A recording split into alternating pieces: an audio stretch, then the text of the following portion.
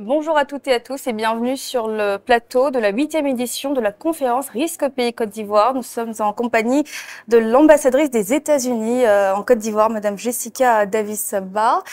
Bonjour, merci d'être avec nous aujourd'hui. C'est votre première participation à la conférence Risque Pays Côte d'Ivoire. Qu'avez-vous retenu aujourd'hui et êtes-vous contente d'être ici ce jour? Merci beaucoup. Vraiment, c'est impressionnant. La conférence est impressionnante et surtout le rapport. Vraiment, je voudrais commencer par saluer Bloomfield Investment pour ce rapport. Quand on a des risques, il y a des risques dans toute la vie. Il y a les risques quand on se réveille le matin.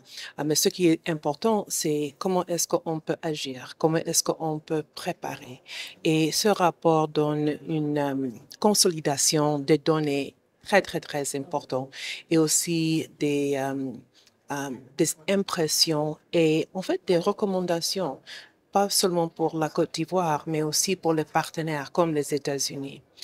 J'ai souligné des points clés et de voir comment est-ce que nous pouvons réagir mieux, comment est-ce que nous pouvons accompagner mieux la Côte d'Ivoire, les Ivoiriens, pour continuer dans ce voie de développement et de continuer de faire du progrès extraordinaire.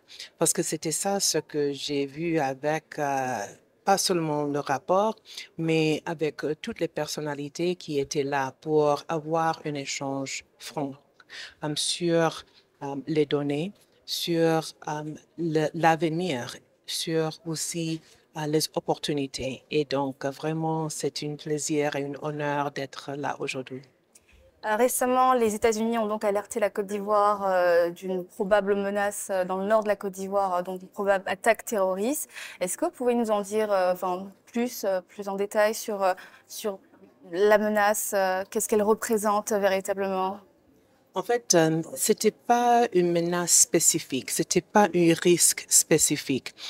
Il y a des rapports que nous faisons dans tous les pays au monde d'une manière régulière pour faire une alerte aux citoyens américains quand ils voyagent, quand ils circulent et aussi pour les questions de l'investissement. Mais c'est pas exactement la même chose. Donc, je crois l'alerte qu'on vient d'être publiée, c'était quelque chose qui était fait au fur et à mesure qu'on fait d'une manière régulière pour regarder ce qui s'est passé pendant les derniers mois.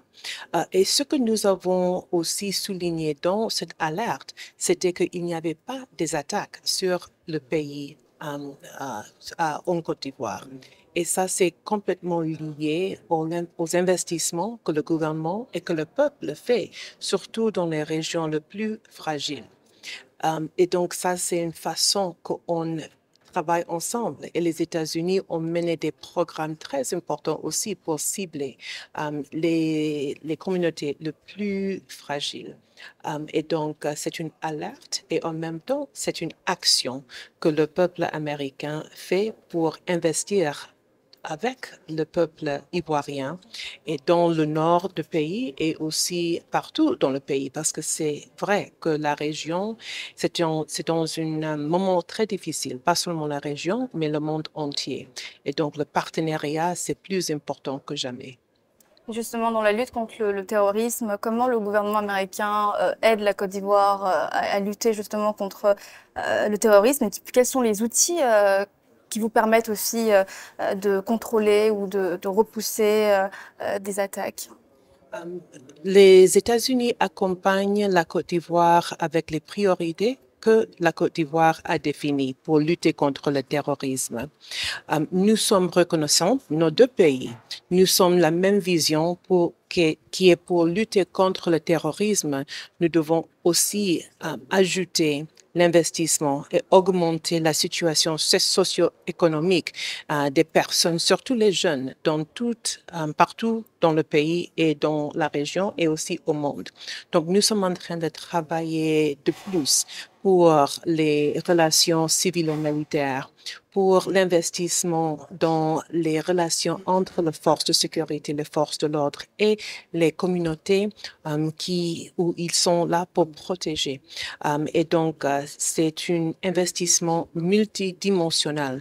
C'est pas une question qui est que une question pour les militaires, même si nous avons des rapports excellents entre les militaires américains et les militaires ivoiriens dans plusieurs formats, y compris un grand exercice qui s'appelle Flintlock, que la Côte d'Ivoire va accueillir dans quelques semaines pour assurer aussi l'interopérabilité entre les forces de sécurité, pas seulement dans la région, mais aussi internationale.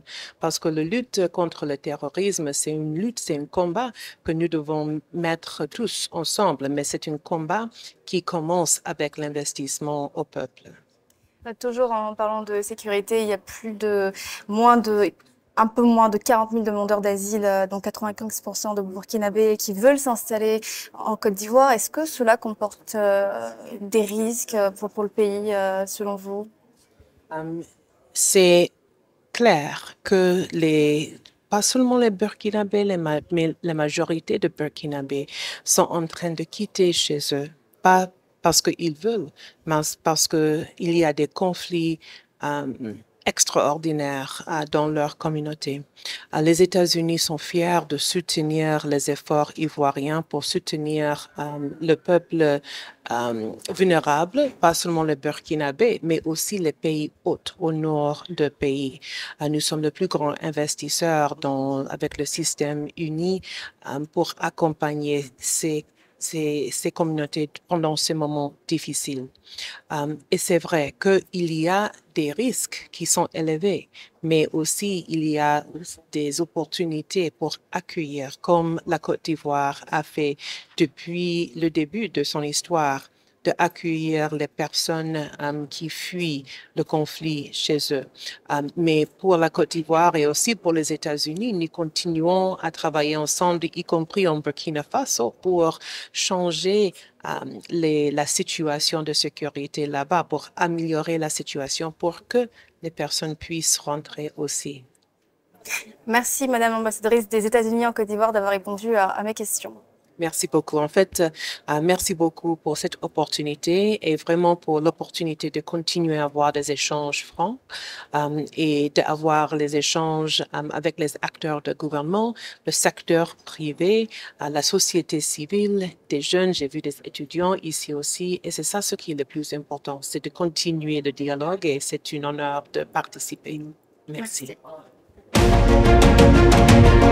Merci.